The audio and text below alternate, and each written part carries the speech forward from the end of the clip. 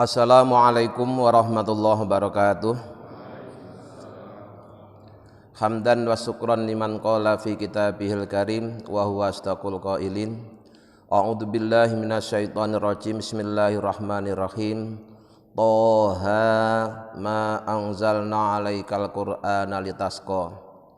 Wa qala aidan yuridullahu bikumul yusra wa la yuridu bikumul usra.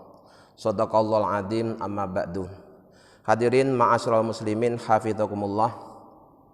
Kajian kitab Riyadhus Shalihin pada malam hari ini telah sampai pada bab fil iqtisadi. Bab menjelaskan tentang tidak berlebih-lebihan fil ibadati, dalam beribadah.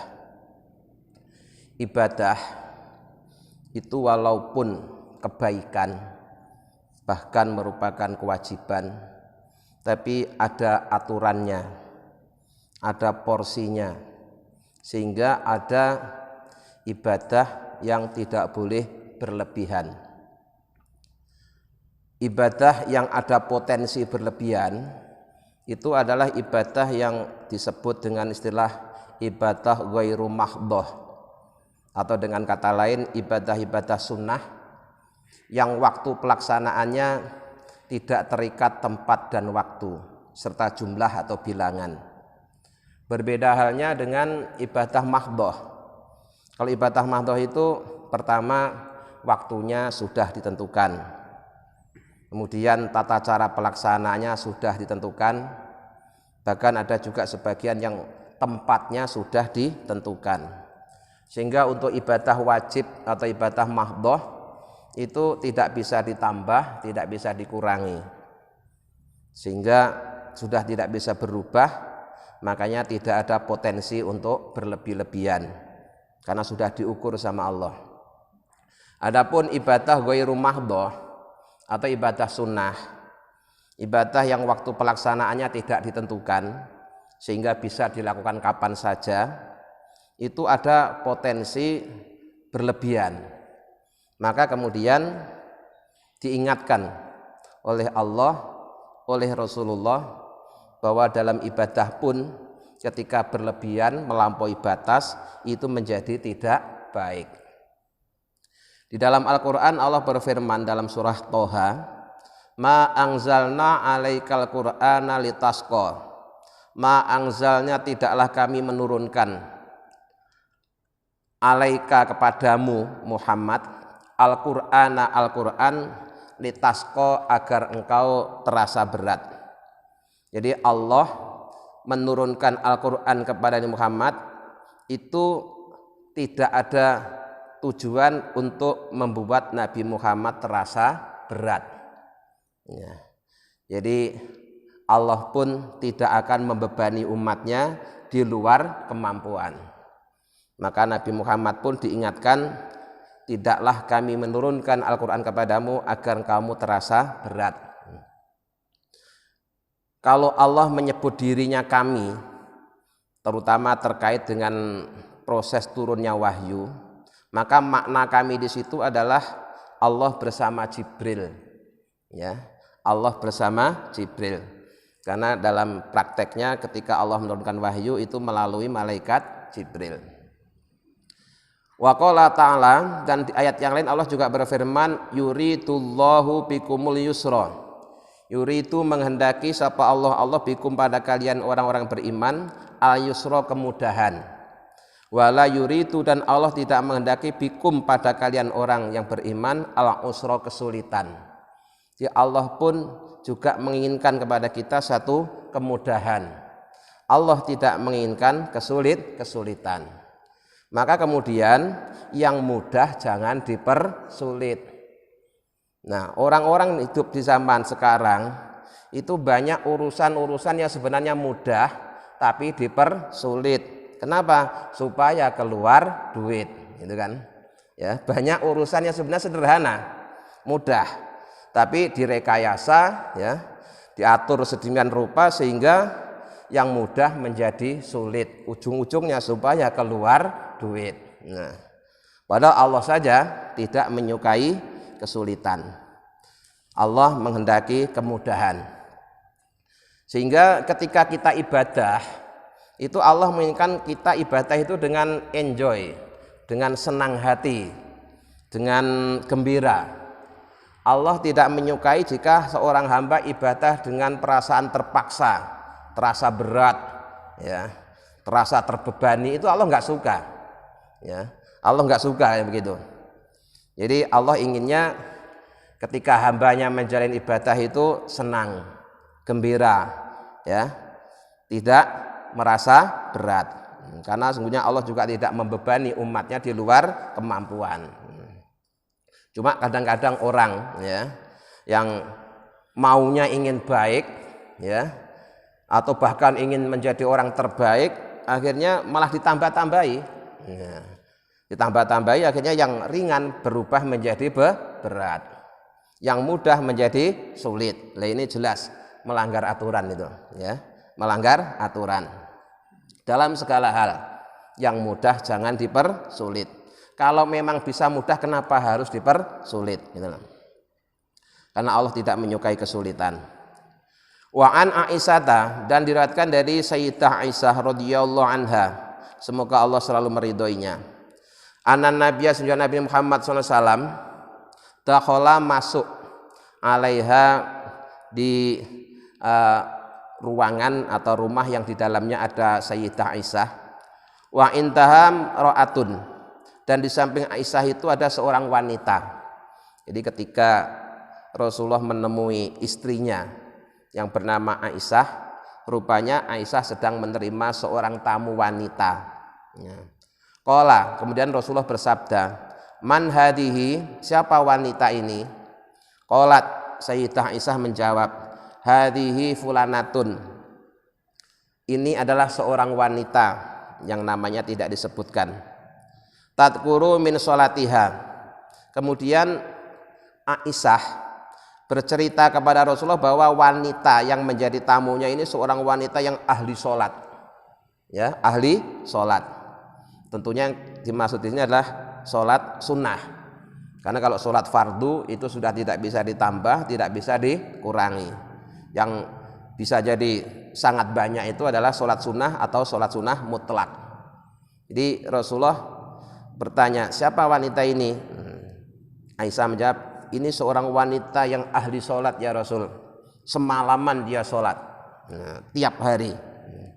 Qala, kemudian Rasulullah bersabda, mah, jangan begitu, ya. Mah itu bahasa Arab yang juga menjadi bahasa Jawa.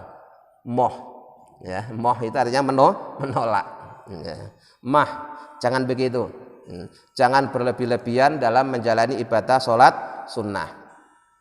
Alaikum bima tutiquna, hendaklah kalian melakukan ibadah sesuai dengan kemampuan kalian, ya, sesuai dengan yang kalian mampu.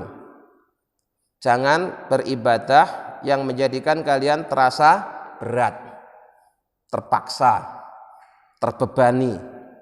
Jangan, ya. Fawallahi, demi Allah, la yamallu, tidak akan bosan. Siapa Allah kata tamalu, sehingga engkau yang bosan. Jadi kalau Allah sih tidak akan kehabisan stok untuk selalu memberi pahala, ya. Allah tidak akan kehabisan pahala yang akan diberikan kepada umatnya. Sehingga ibadah kayak apapun Allah punya pahala yang disediakan, nggak bakal kehabisan. Tetapi kalau berlebih-lebihan nanti dampaknya kamu akan bosan, ya. Kalau bosan terus kemudian dipaksakan, akhirnya menjadi beban. Kalau sudah menjadi beban, ibadah menjadi tidak nikmat. Ibadah menjadi sesuatu yang menakutkan. Nah ini Allah aja nggak suka, Rasulullah juga tidak suka. Wa kana ahabuddin ilaihi, sesungguhnya tuntunan agama yang paling disukai atau amalan agama yang paling disukai adalah madawama sahibuhu alaihi. Itu satu amalan yang dilakukan oleh seseorang secara rutin. Jadi ibadah apa saja, terutama ibadah sunnah, ya, apapun bentuknya, baik dalam bentuk sholat sunnah, puasa sunnah, sedekah sunnah, atau kebaikan-kebaikan yang lain, itu yang paling disukai adalah yang dilakukan secara rutin, walaupun sedikit. Sedikit tapi rutin itu jauh lebih baik daripada banyak tapi tidak rutin. Bapak sehari baca Quran 1 halaman tapi rutin, itu lebih baik daripada Bapak baca Quran di bulan Ramadan 1 hari 1 juz tapi bacanya hanya di bulan Ramadan. Ya. Maka mari ya, ibadah itu kita lakukan secara istiqomah, mudawamah, kontinu ya. Walaupun sedikit ya, usahakan rutin. Nah, keuntungan orang yang rutin itu, Pak, harapannya salah satunya adalah nanti sewaktu-waktu Allah memanggil kita pas lagi ibadah ya. Orang yang istiqomah baca Quran biasanya matinya pas lagi baca Quran, atau ketika mau baca Quran, atau ketika selesai baca Quran. Orang yang rajin sholat sunnah walaupun sedikit tapi rutin, bisa jadi nanti matinya pas mau sholat sunnah, pas selesai sholat sunnah ya, atau bahkan pas lagi sholat sunnah dan lain-lain ya. Jadi sedikit tapi rutin dikerjakan terus menerus itu jauh lebih baik daripada banyak tapi ngerjainnya cuma kadang-kadang ya. Maka mari ya, kita yang sudah berusia ini harus berupaya jadi orang-orang yang istiqomah. Karena kemarin-kemarin ketika kita masih muda itu kita terus terang tidak istiqomah ya. Terus kalau sampai tua tetap juga nggak istiqomah, itu pertanyaannya kapan istiqomahnya ya. Kapan lagi? Waktu kesempatan tinggal sedikit. Yakinlah bahwa umur yang kita pakai itu jauh lebih banyak yang sudah daripada yang belum. Maka sisa umur kita ini harus kita pakai ibadah secara istiqomah, secara rutin ya. Terutama ibadah-ibadah yang tidak terikat waktu dan tempat. Apa itu? Zikir ya, zikir. Usahakan setiap tarikan nafas itu bersama zikir, setiap gerakan bersama zikir, sehingga kapan-kapan nafas berhenti dalam keadaan zikir. Detak jantungmu sertai dengan zikrullah. Sewaktu-waktu detak jantung itu berhenti dalam keadaan zikrullah. Nah, yang pertama. Wa an Anasin radhiyallahu anhu. Hadis yang kedua diriwayatkan dari sahabat Anas, semoga Allah selalu meridhoinya. Qala, Anas berkata, Ja'a telah datang sapa salah satu rohtin, 3 golongan ya, 3 golongan orang laki-laki, ila buyuti azwajin nabiyyi, ke rumah istri-istri Nabi Muhammad SAW. Jadi dulu ya, para sahabat ketika mau menanyakan suatu persoalan itu pertama yang dicari adalah Rasulullah. Jika tidak ketemu Rasulullah, bertanya kepada istri-istrinya. Kalau nggak ketemu istrinya, bertanya kepada sahabat. Ya. Maka 3 orang laki-laki ini ya, menemui istri Rasulullah juga yas'aluna an ibadatin Nabi Sallallahu Alaihi Wasallam. Mereka menanyakan tentang bagaimana ibadah yang dilakukan oleh Rasulullah di dalam rumah. Jadi ada ibadah yang dilakukan di rumah, ada ibadah yang dilakukan di masjid. Nah, kalau ibadah yang dilakukan di masjid semua orang lihat, ya semua orang lihat sehingga mudah untuk mengetahuinya. Tapi untuk ibadah yang dilakukan di rumah itu tidak ada yang tahu kecuali keluarga. Nah, keluarga terdekat adalah istri. Ya, maka berulang kami sampaikan. Salah satu hikmahnya mengapa dulu Rasulullah menikahi Sayyidah Aisyah ya. Karena Sayyidah Aisyah ini seorang wanita yang sangat cerdas, memorinya kuat. Sehingga dengan dinikahi Rasulullah itu maka ilmu-ilmu ya dari Rasulullah itu bisa terekam dalam diri Sayyidah Aisyah. Yang ilmu tadi tidak bisa diperoleh para sahabat. Kenapa? Kalau sahabat Nabi itu kan berhubungan dengan Nabi maksimal hanya sampai ruang tamu ya, sehingga ilmu yang didapat ya ilmu yang terjadi di luar rumah atau maksimal sampai ruang tamu. Tapi kalau istri dapat ilmu dari Rasulullah itu di ruang tamu, di ruang tidur, ya, di kamar mandi, di dapur, semuanya. Nah, makanya Sayyidah Aisyah ini termasuk istri Rasul yang paling banyak meriwayatkan hadis. Dalam kitab Musnad Ahmad bin Hambal itu ada 1 juz lebih yang semuanya yang meriwayatkan adalah Sayyidah Aisyah. Itu sisi positifnya. Rasulullah dulu menikahi Sayyidah Aisyah sejak masih muda atau masih remaja, karena memang punya kelebihan, sangat cerdas, memorinya kuat, ya. Jadi 3 orang ini menemui istri Rasulullah untuk menanyakan apa ibadah yang biasa dilakukan oleh Rasulullah di rumah, bukan di masjid. Karena kalau di rumah, kalau di masjid semua sudah tahu. Akhirnya istri Rasulullah itu yang menceritakan bahwa Rasulullah itu begini. Nah, misalnya kalau malam tahajud, ya, bahkan kakinya sampai bengkak karena saking lamanya berdiri, bukan banyaknya rakaat, lamanya berdiri. Maka pada hadis sebelumnya pernah saya bacakan, Rasulullah itu pernah sholat malam itu 1 rakaat itu yang dibaca hampir 6 juz, Pak. Ya, hampir 6 juz. Al-Baqarah, Ali Imran, An-Nisa itu sampai khatam. Padahal Al-Baqarah aja kan 3 juz. Tambah Ali Imran sama An-Nisa. Jadi Ali Imran dulu An-Nisa, jadi enggak berurutan. Itu 1 rakaat. Masih ditambah di situ ada doa, ya. Ada tasbih yang cukup lama. Nah, kemudian di hadis yang lain Rasulullah itu dalam sehari semalam tidak kurang 100 kali bertaubat. Nah, itu hadis-hadis tentang kebiasaan Rasulullah di dalam rumah. Falamma uhbiru ka'annahum taqalluha. Ketika para istri Rasul ini menceritakan tentang ibadah Rasulullah di rumah, kemudian orang yang bertanya ini merasa bahwa dirinya itu ibadahnya sangat sedikit, ya. Wah, begitu ya. Nah, kalau begitu ibadahku itu belum apa-apa dong dibanding dengan ibadahnya Rasulullah. Wa qalu, dan mereka berkata, aina nahnu minan nabi. Lalu di mana posisi kami dibanding dengan nabi?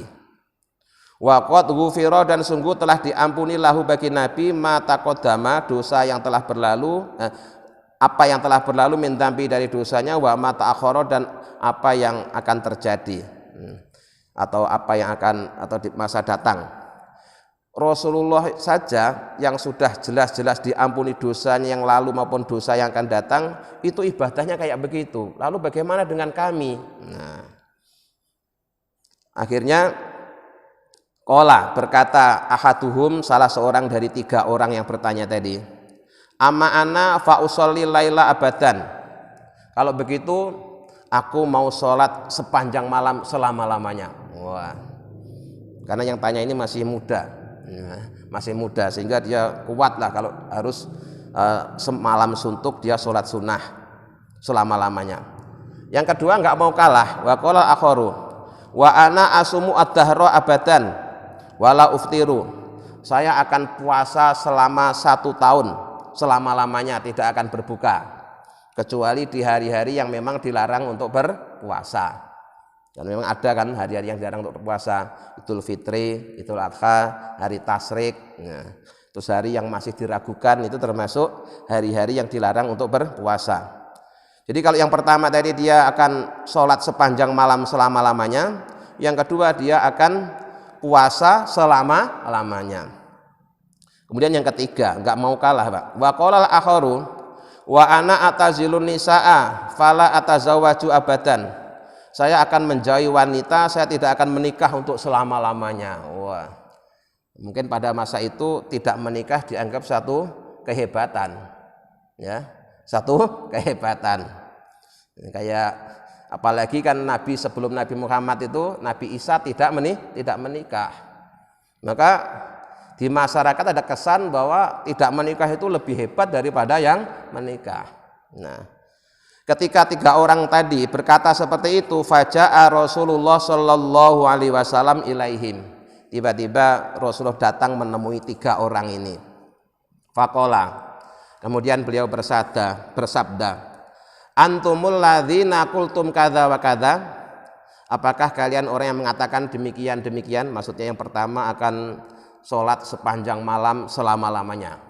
Yang kedua akan puasa sepanjang tahun selama-lamanya. Yang ketiga dia tidak akan menikah untuk selama-lamanya. Nah, apakah begitu? Benar ya Rasul. Karena kami ingin jadi orang yang baik, yang banyak ibadah. Kemudian Rasulullah memberi pelajaran ke mereka, ama jangan begitu, ya, ama jangan begitu. Wallahi demi Allah, ini sesungguhnya aku la ahsyakum lillah, adalah orang yang paling takut kepada Allah, wa atqakum lahu, dan orang yang paling takwa kepada Allah. Lakinni, ya, tetapi aku asumu puasa wa uftiru, dan juga berbuka. Jangan begitu, ya. Demi Allah, aku ini orang yang paling takut kepada Allah, orang yang paling takwa kepada Allah dibanding kalian semua. Walau demikian aku juga puasa, juga tidak puasa, ya. Jadi puasa terus-menerus itu enggak baik. Rasulullah saja kadang puasa, kadang tidak. Jadi kalau ada orang puasa terus-menerus, berarti itu termasuk berlebihan dalam ibadah. Wa usolli wa arkudu, aku kadang sholat, kadang juga tidur. Jadi kayak yang tadi saya ceritakan, sholat malam sampai 1 rakaat 6 juz itu apa tiap malam? Ya tidak. Kebetulan aja pas sahabat itu makmum itu pas begitu, tapi tidak setiap hari. Karena Rasulullah juga kadang sholat sunnah, kadang tidak. Tapi memang untuk witir itu Rasulullah itu wajib, untuk witir ya.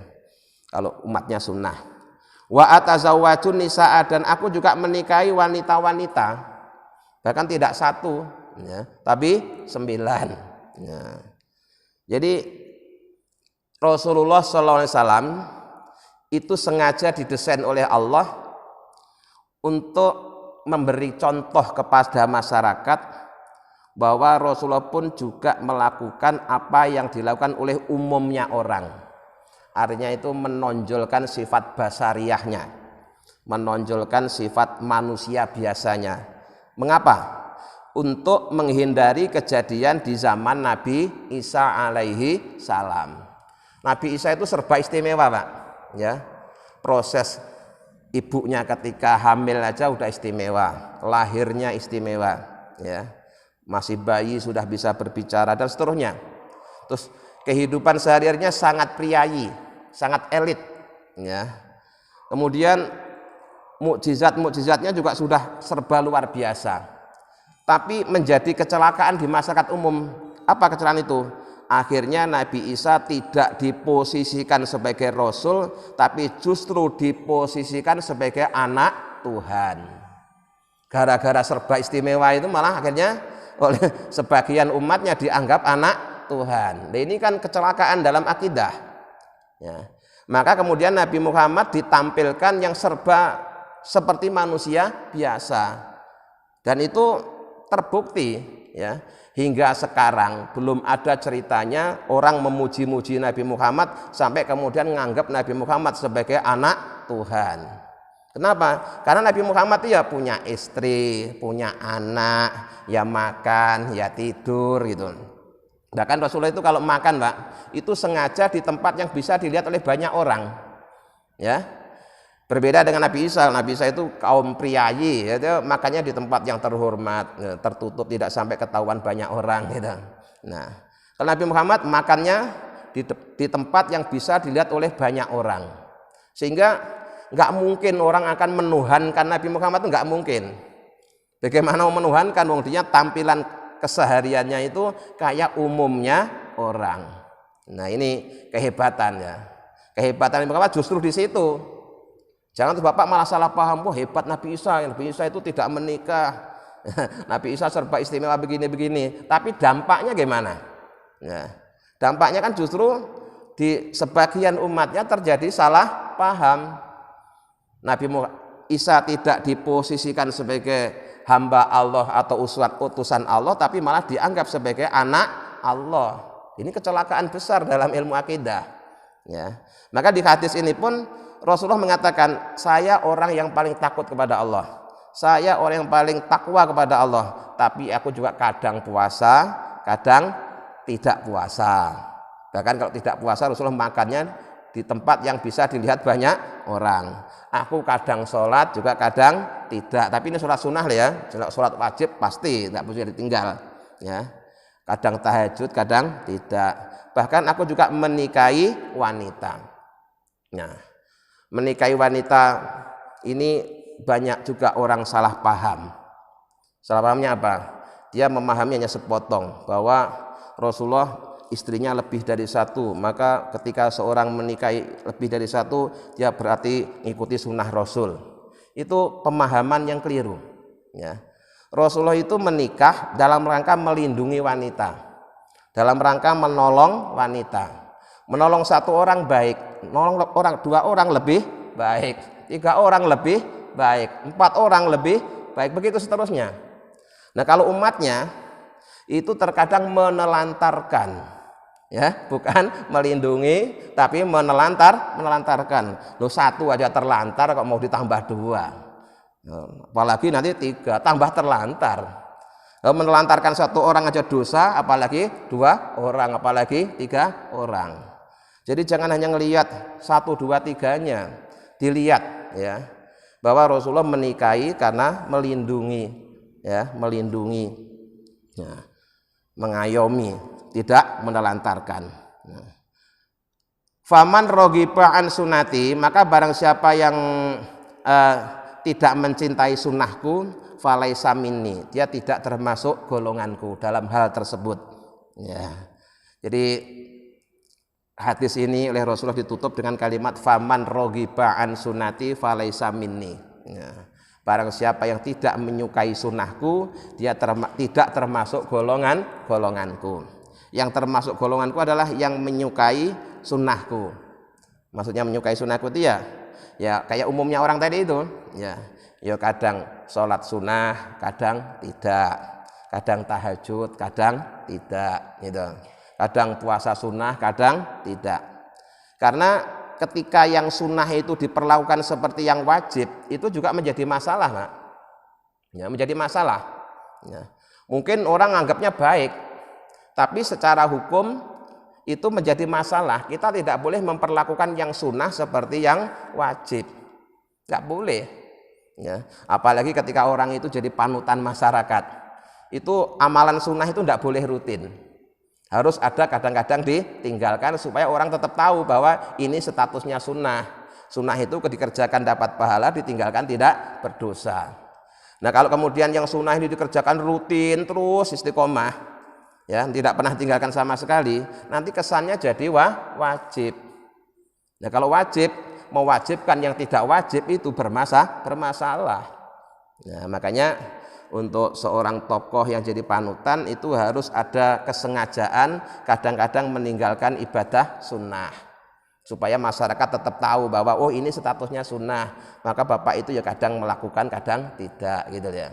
Kalau orang awam sih nggak masalah. Nah, maka dulu di kalangan sahabat itu kalau ada orang rutin sholat duha juga ditegur. Nah, kamu ini sholat duha kok kayak sholat wajib aja, nggak pernah tinggalkan sama sekali. Nah, puasa sunnah rutin juga ditegur. Nah, jadi secara hukum ya, yang sunnah tetap harus sunnah, tidak boleh diperlakukan seperti yang wajib. Apalagi sampai kemudian mewajibkan yang tidak wajib, itu tidak boleh. Nah, jadi semangat ibadah baik, banyak ibadah baik, tapi tetap harus tahu ilmunya supaya tidak sampai berlebihan. Karena Allah tidak menyukai yang berlebihan. Nah, kemudian wa'an ibni Mas'udin, diriwayatkan dari Ibnu Mas'ud radhiyallahu anhu, semoga Allah selalu meridhoinya. Anan Nabi Muhammad sallallahu alaihi wasallam qala, beliau bersabda, halaka munatti'una. Nah, halaka munatti'una qalaha salasan.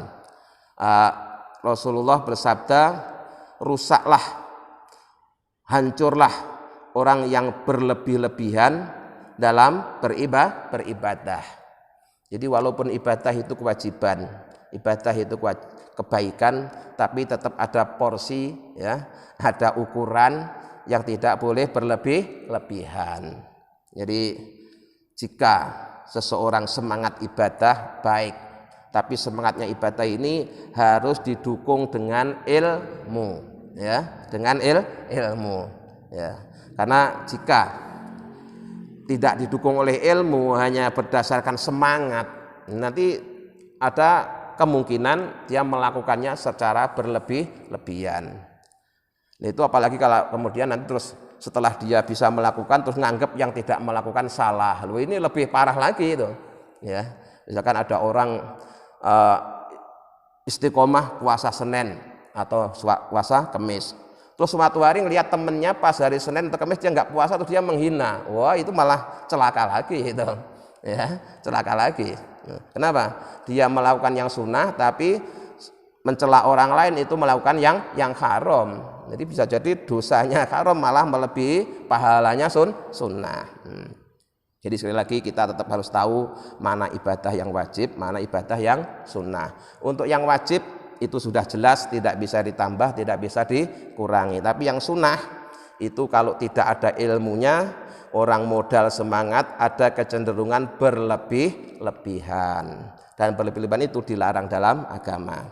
Saya kira malam ini sampai di sini dulu. Insya Allah kita lanjutkan pada pengajian yang akan datang.